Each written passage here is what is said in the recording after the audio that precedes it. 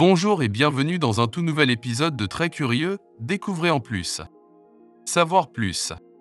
Il est difficile de croire que près d'un an s'est écoulé depuis le lancement du télescope spatial James Webb à Noël dernier.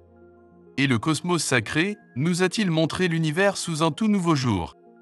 De la vue majestueuse des piliers de la création à la détection des compositions chimiques des exoplanètes, des images époustouflantes de nébuleuses à la découverte de la galaxie la plus éloignée de l'univers, Webb a prouvé que les 10 milliards de dollars et les innombrables retards de lancement en valaient la peine.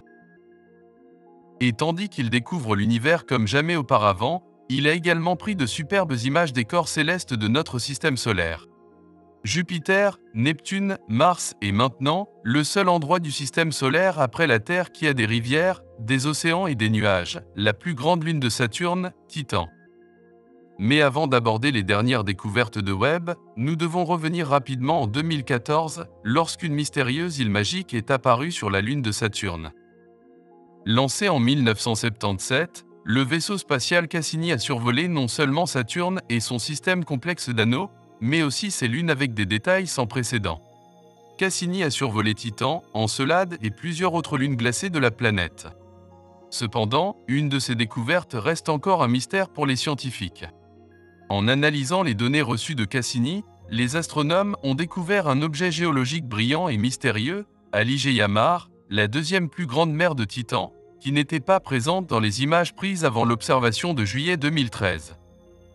La caractéristique brillante mesurait environ 12 miles de long et 6 miles de large et était située à environ 6 miles au large de la rive sud.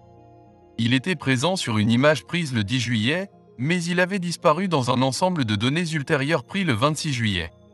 De plus, avant l'observation du 10 juillet, Ligeia Mare était aussi immobile qu'une statue et était complètement dépourvue d'ondulations ou de vagues. Et ainsi, les astronomes l'ont surnommé Magic Island. Cette découverte nous dit que les liquides de l'hémisphère nord de Titan ne sont pas simplement stagnants et immuables, mais plutôt que des changements se produisent. Et voici la chose. Les scientifiques ne savent pas précisément ce qui a provoqué l'apparition, puis la disparition de cette île magique. Pour aller au fond des choses, ils auraient besoin d'un télescope capable de scruter son atmosphère et de détecter sa composition chimique dans les moindres détails. Heureusement, nous l'avons maintenant. Titan est un monde étrange, un peu terrestre. Ses teintes bleu verdâtre rappellent la Terre, et c'est le seul autre endroit dans notre partie du cosmos que nous connaissons pour avoir des mers agitées et des nuages merveilleux. Mais Titan n'a rien à voir avec la Terre, on pourrait l'appeler une Terre de réalité alternative. Ces nuages et ces mers, ces rivières et ces lacs ne sont pas composés d'eau. Ils sont faits de méthane et d'éthane. Presque de la taille de la Terre, il possède sa propre atmosphère épaisse de méthane et d'azote, et même plus dense que l'air que nous respirons. Quand il pleut sur Titan, il pleut de l'essence. Quand il neige, les congères sont noires comme du marc de café. Ces lacs et cours de regorgent de méthane liquide et d'éthane. Sous sa croûte de boue gelée se cache un océan d'eau et d'ammoniac. Ouais, c'est assez sauvage. Vous ne voudriez pas vraiment être pris dans une tempête, ni faire un plongeon effronté à la plage pendant l'été. Cependant, c'est l'atmosphère inhabituelle et fascinante qui fait de la Lune un sujet d'étude intense. Ainsi, lorsque les chercheurs ont reçu certaines des premières images de Titan prises par le télescope spatial James Webb le 5 novembre, les scientifiques ont qualifié l'image de tout simplement extraordinaire. Les images ont été capturées par le NIRCam de Webb, son principal appareil d'imagerie, qui détecte la lumière infrarouge. La vue de Webb a révélé 2 nuages dans l'hémisphère nord. Voir des nuages a longtemps été prédit, grâce aux observations précédentes de Titan. Mais avec Webb, nous en avons maintenant la preuve. Le matin du 5 novembre, lorsque Sébastien Rodriguez, astronome à l'université Paris-Cité, a téléchargé les premières images de la plus grande lune de Saturne prise par Webb, il a vu ce qui ressemblait à un gros nuage près de Kraken Mare, une profondeur de 1000 pieds mer dans la région polaire nord de Titan. Quel réveil ce matin, a-t-il déclaré dans un email à son équipe, « Je pense que nous voyons un nuage ». En examinant les données, les chercheurs ont identifié non pas un mais 2 nuages, dont, curieusement, un situé au-dessus de Kraken Mare, la plus grande des mers de Titan. Les scientifiques ont rapidement été inspirés pour trouver un moyen de vérifier ces nuages pour comprendre comment ils ont changé au fil du temps. Et cela a déclenché une sorte d'urgence météorologique parmi eux, les envoyant se bousculer pour plus de couverture. L'équipe a contacté l'observatoire Keck à Hawaï, qui a pu capturer des observations de Titan 2 jours seulement après JWST.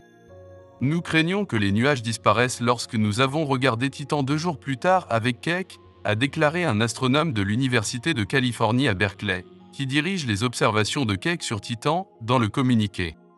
Mais pour notre plus grand plaisir, il y avait des nuages aux mêmes positions, semblent avoir changé de forme. Cependant, cet alignement ne signifie pas nécessairement que Keck a vu les mêmes nuages que Webb. Les scientifiques s'attendaient à une activité nuageuse élevée parce que l'hémisphère nord de Titan connaît la fin de l'été et capte davantage de rayonnement solaire, de sorte que les nuages de Keck peuvent avoir été fraîchement formés.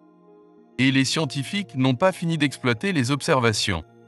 Ils ont identifié les nuages dans les images prises par la caméra proche infrarouge de Webb, NIRCam, une caméra puissante qui peut imager une cible dans plusieurs longueurs d'onde de lumière différentes, ce qui, dans le cas de Titan, permet aux scientifiques de séparer la basse atmosphère. Mais les chercheurs n'ont même pas fini d'évaluer toutes les données de NIRCam, et un deuxième instrument était également à l'œuvre. Le spectrographe proche infrarouge, NIRSPEC, de l'observatoire a recueilli des spectres. Cette technique divise la lumière réfléchie, par exemple, par l'atmosphère de Titan et mesure la quantité de chaque longueur d'onde de lumière présente. Les spectres devraient aider les scientifiques à cartographier les composés présents dans la basse atmosphère, y compris un étrange point lumineux au-dessus du pôle sud de la Lune dont nous avons parlé plus tôt. Webb devrait également rendre son regard aiguisé sur Titan en mai ou juin 2023, selon le communiqué, cette fois en utilisant son instrument à infrarouge moyen, MIRI, qui affinera la compréhension des scientifiques des produits chimiques dans l'atmosphère étrange et brumeuse de la Lune. Les observations de Titan sont particulièrement importantes maintenant, dans une accalmie entre les visiteurs des engins spatiaux sur la Lune glacée. La mission Cassini de la NASA est arrivée à Saturne en 2004 et a survolé la Lune plus d'une centaine de fois avant la disparition du vaisseau spatial en 2017. Et la NASA travaille sur une nouvelle mission, appelée Dragonfly, qui est dédiée à Titan et verra un drone voler à travers le ciel brumeux, permettant aux scientifiques d'étudier la Lune à partir d'environ 2 douzaines de points de vue. Quelle belle époque à vivre, et l'avenir s'annonce encore plus prometteur. Alors que 2022 n'était que le début d'une nouvelle ère dans l'exploration spatiale, 2023 sera l'année de résultats étonnants et de nouvelles découvertes. Nous vous avions dit plus tôt que Webb avait déjà évalué le système TRAPPIST, et que ces données nous diront s'il y a de la vie sur l'une de ces planètes semblables à la Terre. Webb se tournera également vers Proxima Centauri pour mesurer la composition chimique de l'exoplanète qui tourne autour de l'étoile proche de la Terre. Et une pléthore d'autres découvertes que Webb fera au cours de l'année à venir nous en diront beaucoup sur notre univers, remodèlent notre compréhension de nos modèles cosmiques et nous feront entrer dans une nouvelle ère de l'astronomie. Nous ne pouvons pas attendre. Et vous? Déposez vos commentaires ci-dessous et n'oubliez pas de vous abonner à Très Curieux Découvrir Plus, Savoir Plus.